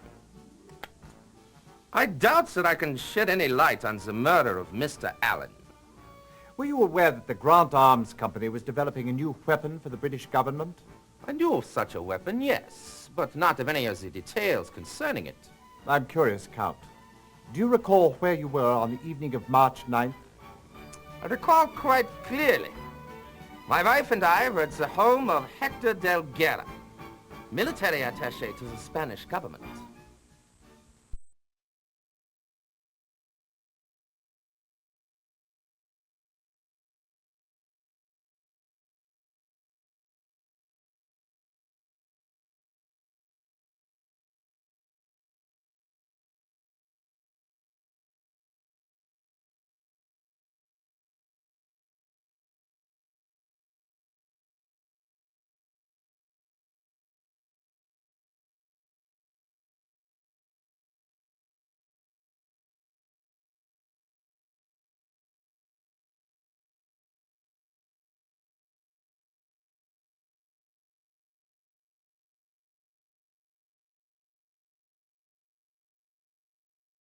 Hear ye, hear ye. The Queen's Court stands in order. So it's you again. Well, it's always a pleasure to have this court graced with your presence. So I see you're here to solve the murder of Courtney Allen. Weren't satisfied with Scotland Yard's robbery theory, I see? All right, then. Who murdered Courtney Allen? Remember, you're to choose from either your notebook or the directory.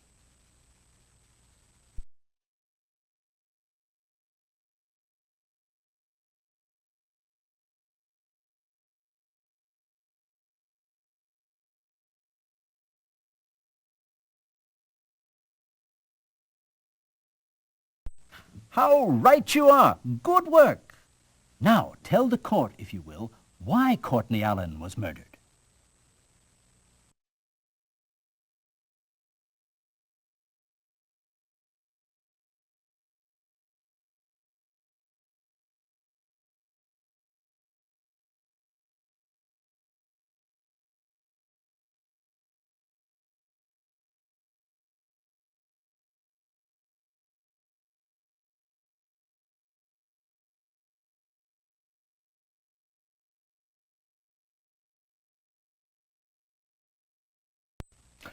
Good show.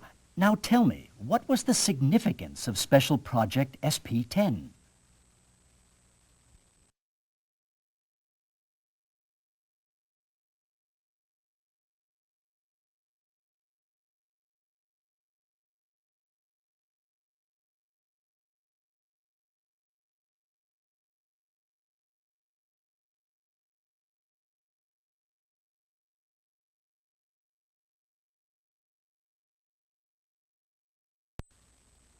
By George, I think you've got it.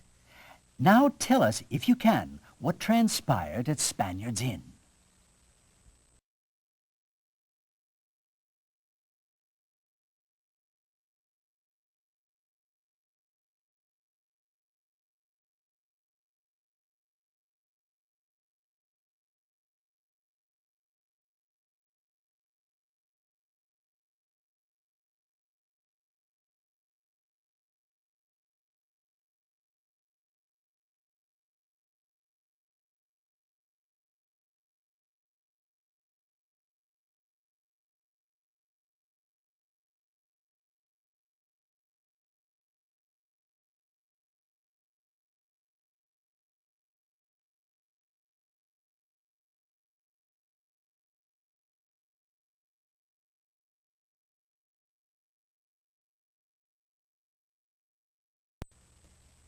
Yes, you've got it.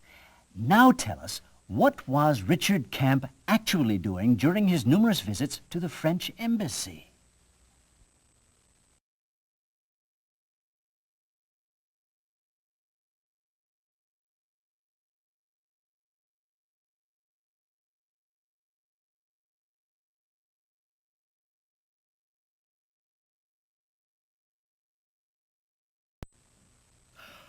Fine detective work. Now for your final question. A cigarette was found at the scene of the crime. Why, pray tell, was it pinched evenly all around?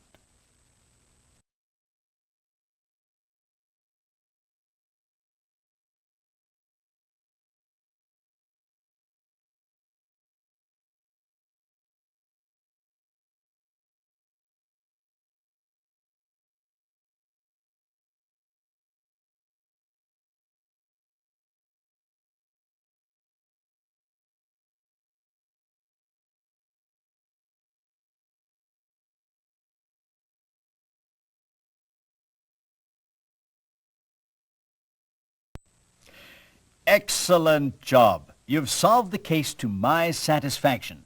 Court is recessed. Until the next time, of course. Lord Ragland. Most shocking, isn't it? I must commend you for following your instincts, Mr. Allen.